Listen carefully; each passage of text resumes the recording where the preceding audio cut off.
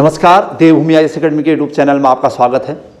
आज का हमारा विशेष टॉपिक है उत्तर भारत का करंट अफेयर, और इस सीरीज में हम जनवरी से लेकर दिसंबर तक के करंट अफेयर्स की पूरी सीरीज आपके सामने रखने जा रहे हैं, जिसमें सबसे पहले जनवरी 2023। चलिए चलते हैं जनवरी 2023 के टॉप मोस्ट इम्पोर्टेंट क्वेश्चंस जो आने की संभावना रहती है। तो चलिए, पहला क्वेश्चन है, लूला डी सिल्वा किस देश के तीसरी बार राष्ट्रपति नियुक्त किए हैं? दक्षिण अमेरिकी देश ब्राज़ील, जो कि दक्षिण अमेरिका के 15 देशों में सबसे बड़ा देश है, वहाँ के तीसरी बार नियुक्त होने वाले राष्ट्रपति हैं लूला डी सिल्वा। पहला प्रश्न ये था। दूसरा है, किस देश में पहली बार किस राज्य द्वारा द नीलगिरी तहर परियोजना शुरू की गई थी? नीलगिरी की पहाड़ी से संबंधित प्रश्न है। वैसे नीलगिरी की पहाड़ियों में यानी केरल और तमिलनाडु की सीमा पर नीलगिरी तहर तमिलनाडु का राष्ट्रीय राज्य पशु है, और जिस पर संकट है IUCN की रेड डाटा बुक में भी इसे नॉमिनेट कर दिया गया है, और इस पर संकट है, इसकी संख्या दिन प्रतिदिन घटती जा रही है। इसलिए तमिलनाडु सरकार ने 2022-23 के 23-24 के बजट में भी इसके लिए कुछ विशेष योजनाएं चलाने का निर्णय लिया है, और इसीलिए यह योजना या परियोजना द नीलगिरी तहर नाम से तमिलनाडु सरकार किस राज्य द्वारा शुरू की गई है? तो तमिलनाडु। ठीक है, तो नीलगिरी तहर क्या है? तो तमिलनाडु का राज्य पशु है, और जिस पर संकट है इसलिए उसको बचाने के लिए योजना चलाई जा रही है। नेक्स्ट है question number 3, NTPC national thermal power corporation द्वारा पहली हरित हाइड्रोजन मिश्रण परियोजना को कहां प्रारंभ किया गया है? तो इसका आंसर है चाइना में, चीन में, एशियाई देश। Question number 4, Mopa international airport कहाँ स्थित है? वैसे इंटरनेशनल एयरपोर्ट के संदर्भ में हम काफ़ी कुछ पढ़ लेते हैं, लेकिन ये करंट में सुर्खियों में इसलिए है क्योंकि गोवा के भूतपूर्व मुख्यमंत्री मनोहर पारिकर के नाम से इस एयरपोर्ट का नाम रखा गया है गोवा में। तो मोपा इंटरनेशनल एयरपोर्ट का नाम अब मनोहर पारिकर इंटरनेशनल एयरपोर्ट कर दिया गया है, तो इसलिए सुर्खियों में है गोवा का Mopa international airport. Question number 5, विश्व का पहला ताड़ के पत्ते का पांडुलिपि संग्रहालय विश्व का भी है, भारत का तो है ही है, कहाँ शुरू किया गया है? तो केरल के त्रावणकोर में शुरू किया गया है।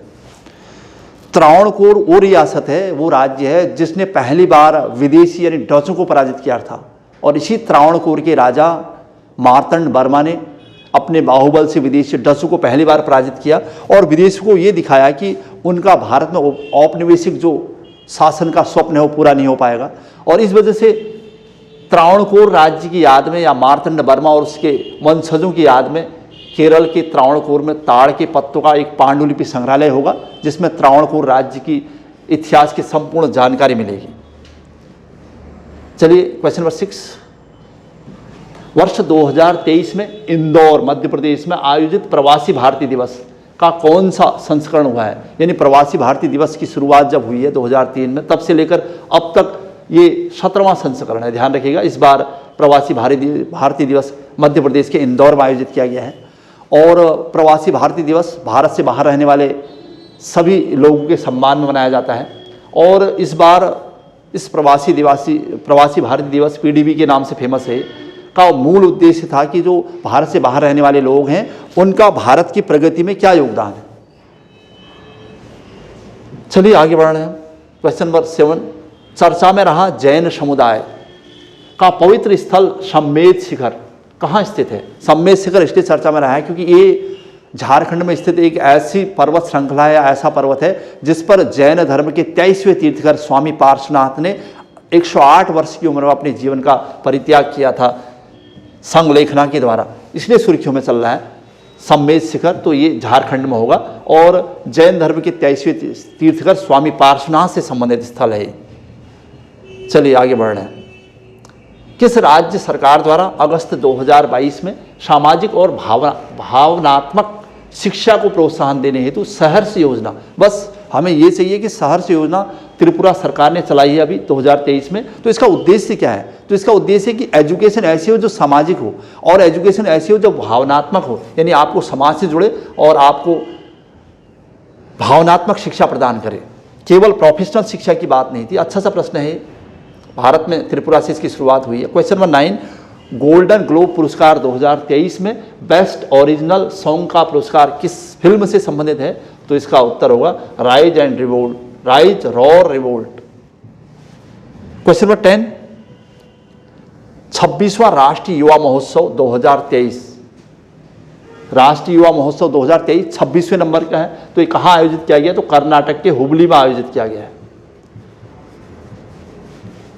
तो ये हुबली काफ़ी सुर्खियों में था, कर्नाटक का दक्षिण भारत में 26वां राष्ट्रीय युवा महोत्सव। चलिए आगे बढ़ रहे हैं। क्वेश्चन नंबर 11, MV गंगा विलास क्रूज, एक ऐसा क्रूज है जो भी गंगा नदी यानी भारत के तटीय क्षेत्रों से संबंधित बंदरगाहों को जोड़ने से संबंधित है, द्वारा वाराणसी से डिब्रूगढ़, वाराणसी यानी यूपी से डिब्रूगढ़ तक कितनी दूरी तय की जाएगी? तो यह है 3200 किलोमीटर दूरी तय की जाएगी। ये भारत के तटीय बंदरगाहों को जोड़ने की योजना है। चलिए आगे बढ़ते हैं।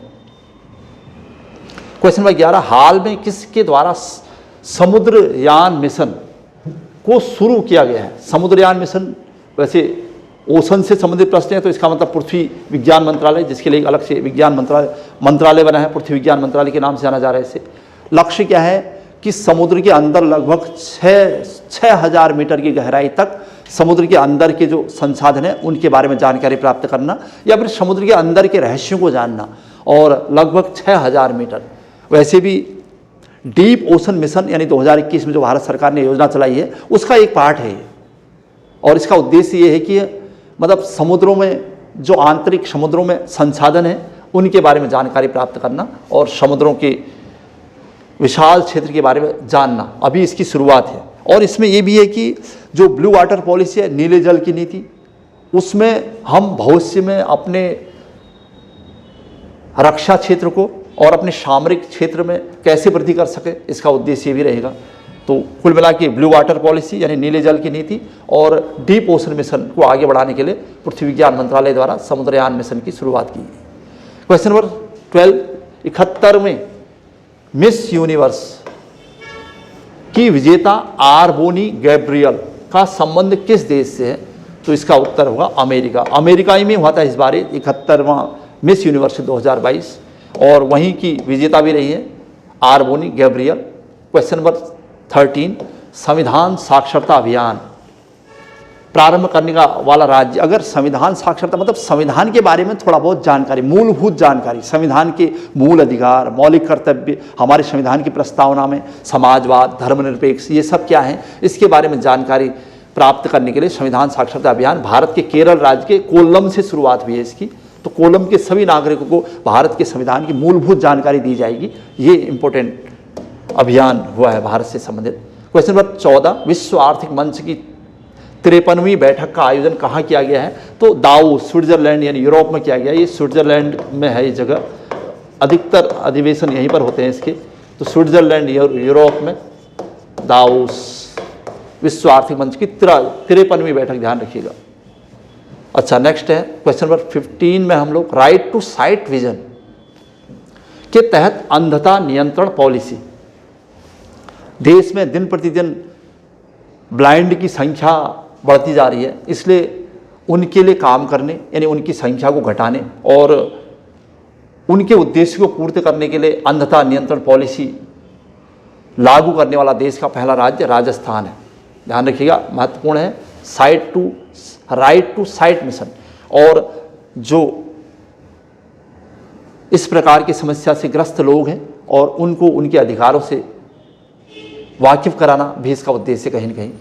तो नेक्स्ट आ रहा है SCO, शंघाई सहयोग संगठन के वर्ष 2023 के शिखर सम्मेलन की अध्यक्षता किसके द्वारा की जाएगी? तो भारत। बहुत बड़ी बात है, SCO यानी शंघाई सहयोग संगठन, जिसका भारत 2017 में परमानेंट सदस्य बना हुआ है। भारत और पाकिस्तान 2017 में इसके सदस्य बने थे और 2017 के बाद इस बार 2023 में भारत को SCO शंघाई सहयोग संगठन की अध्यक्षता करने का मौका मिला है। 2022 में ये उज्बेकिस्तान में हुआ था और उज्बेकिस्तान ने इसकी जिम्मेदारी भारत को सौंपी है। चलिए आगे बढ़ते हैं। तो 17वां क्वेश्चन है,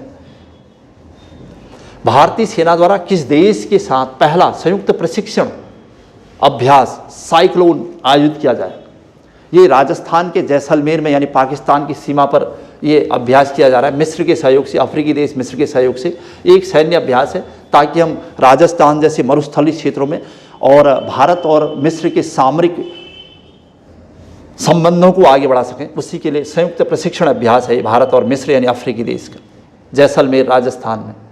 चलिए नेक्स्ट है क्वेश्चन नंबर 18, तरंग मेल सेवा पोस्ट ऑफिस से संबंधित है। तरंग मेल सेवा कहाँ शुरू की गई? तो इसका उत्तर है गुजरात की सूरत बंदरगाह से काठियावाड़, मराठवाड़ा क्षेत्र, महाराष्ट्र वगैरह, मुंबई को जोड़ने की योजना है, ताकि वहाँ के समुद्री क्षेत्रों में आप डाक को अधिक से अधिक क्षेत्रों में कम से कम समय में पहुंचा सकें, सूचना दे सकें। तरंग मेल शुरुआत तो काठियावाड़ और मराठवाड़ा क्षेत्रों में तरंग मेल सेवा की शुरुआत हुई है।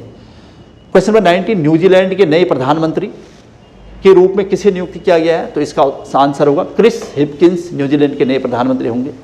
क्वेश्चन नंबर 20, 74वें गणतंत्र दिवस समारोह के मुख्य अतिथि अब्देल फतह अल सीसी, ये इस बार के भारत में मुख्य अतिथि बन के आए थे और किस देश के हैं? तो मिस्र के राष्ट्रपति हैं अब्देल फतह अल सीसी, ध्यान रखिएगा। 74वां गणतंत्र दिवस समारोह क्वेश्चन आ भी चुका है पटवारी में। अच्छा, क्वेश्चन नंबर 21 है यहाँ पर, आईसीसी द्वारा हाल ही में वर्ष 2022 के लिए सर्वश्रेष्ठ पुरुष T20 क्रिकेटर किसे चुना गया है? तो सूर्य कुमार यादव जी को चुना गया है 2022 का। 2023 में अवार्ड मिला है इस वजह से। क्वेश्चन नंबर 22, 22वां, ऑस्ट्रेलियन ओपन 2023 के मिक्स्ड डबल पूछा है यहाँ पर, और उसमें भी उपविजेता पूछा है। चूंकि उपविजेता इसलिए चूंकि भारत के हैं इसलिए, और इसका आंसर होगा कि मिस्र ऑस्ट्रेलियन ओपन 2023 के मिक्स्ड डबल के उपविजेता कौन है? तो सानिया मिर्जा और रोहन बोपन्ना, ये दो नाम भारत के हैं। इन्होंने उपविजेता है, तो विजेता कौन रहे हैं? तो स्टेफनी और मार्टोस, ये ब्राजील के हैं, ये जीते हैं और ये उपविजेता रहे, ध्यान रखिएगा, सानिया और रोहन बोपन्ना। नेक्स्ट है क्वेश्चन नंबर 23, उद्यान उत्सव 2023, ये भारत के राष्ट्रपति भवन में उद्यान उत्सव हर साल होता है जब राष्ट्रपति भवन आम जनता के लिए खोला जाता है, का प्रारंभ 29 जनवरी को किसके द्वारा किया गया? तो स्वाभाविक है राष्ट्रपति द्रौपदी मुर्मू द्वारा किया जाएगा, क्योंकि उद्यान उत्सव महोत्सव का मतलब ये है कि राष्ट्रपति भवन आम जनता के लिए खोला जाए। 29 जनवरी को इसकी शुभारंभ हुआ और 31 जनवरी से ये आम जनता के लिए खोल दिया गया है। चलिए आगे बढ़ते हैं। ऑस्ट्रेलियन ओपन, फिर से क्वेश्चन है ऑस्ट्रेलियन ओपन से, अभी तक ऑस्ट्रेलियन ओपन ही हुआ होगा वैसे भी। 2023 का पुरुष एकल खिताब किसने जीता है? तो नोवाक जोकोविच, सर्बिया के, और इन्होंने हराया है स्टेफानोस को, साउथ अफ्रीका के, ये हारे हैं और नोवाक जोकोविच जीते हैं। चलिए 25वां क्वेश्चन, पहला अंडर 19 महिला, पहला है ध्यान रखिएगा, अंडर 19 महिला T20 विश्व कप 2023 की विजेता टीम कौन है? तो भारत ने इंग्लैंड को हराया था। इंग्लैंड उप विजेता टीम है, भारत ने 7 विकेट से इंग्लैंड को हराया और ये पहला ही अंडर 19 है, इस वजह से महत्वपूर्ण प्रश्न है, भारत ने जीता है। चलिए क्वेश्चन नंबर 26वां, 15वें हॉकी विश्व कप 2023 जो कि इस बार भारत के उड़ीसा में कलिंगा स्टेडियम में हुआ था, और की उप विजेता टीम पूछा गया यहाँ पर कौन सी है? तो इसका आंसर है बेल्जियम को जर्मनी ने हराया था। अगर विजेता पूछा है तो विजेता टीम जर्मनी है और उप विजेता पूछा है तो बेल्जियम। ठीक है, भारत में हुआ है हॉकी विश्व कप 2023। चलिए आगे बढ़ रहे, क्वेश्चन नंबर 27वां, गणतंत्र दिवस 2023 के परेड की सर्वश्रेष्ठ झांकी इस बार मानसखंड यानी उत्तराखंड से संबंधित थी। ये अलग से एक टॉपिक हमने डाला हुआ है, मानसखंड की झांकी और उत्तराखंड की 2003 से लेकर 2023 तक की सारी झांकियों का डिटेल है उसमें। क्वेश्चन नंबर 28, वर्ष 2023 में कुल कितने लोगों को पद्म पुरस्कार दिया गया? पद्म पुरस्कार की घोषणा कर दी गई है, 26 जनवरी को प्रदान किए जाते हैं, और कुल कितने पद्म पुरस्कार हैं? तो 106 पद्म पुरस्कार इस बार दिए गए हैं। इसमें से 6 लोगों को पद्म भूषण मिला हुआ है, पद्म विभूषण मिला हुआ है, और 9 लोगों को मिला है पद्म भूषण,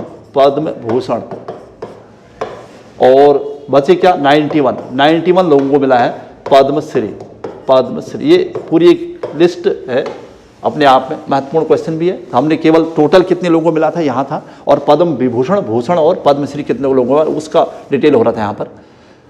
चलिए आगे बढ़ते हैं हम लोग। ये एक अपने आप में एक हमारा टॉपिक होगा पद्मश्री पुरस्कार करके, कभी भी हम इसे एक्सप्लेन करके पूरा डिटेल दे देंगे। क्वेश्चन नंबर 29, किस राज्य के राजभवन में संविधान पार्क का उद्घाटन किया गया है? तो संविधान पार्क का उद्घाटन राजस्थान के जयपुर में किया गया है। अच्छा, लास्ट क्वेश्चन है, हाइड्रोजन से चलने वाली ट्रेन शुरू करने वाला एशिया का पहला देश इस बार भारत सरकार के बजट में भी हाइड्रोजन रेल का जिक्र हुआ है, लेकिन पहला देश एशिया का पूछे तो चाइना ही होगा। तो ये थे भारत से संबंधित 30 महत्वपूर्ण क्वेश्चन, टॉप मोस्ट 30 क्वेश्चंस। और जनवरी 2023, अब फरवरी 2023 की लिस्ट तुरंत ही सामने रहेगी और एक और वीडियो आपके सामने रहेगा। इस प्रकार हम मंथ टू मंथ यानी दिसंबर तक लगातार 2023 की लिस्ट सामने रखते रहेंगे, उत्तराखंड के भी और भारत के भी। चलिए आज की क्लास यहीं पर समाप्त हो रही है। जय हिंद, जय उत्तराखंड।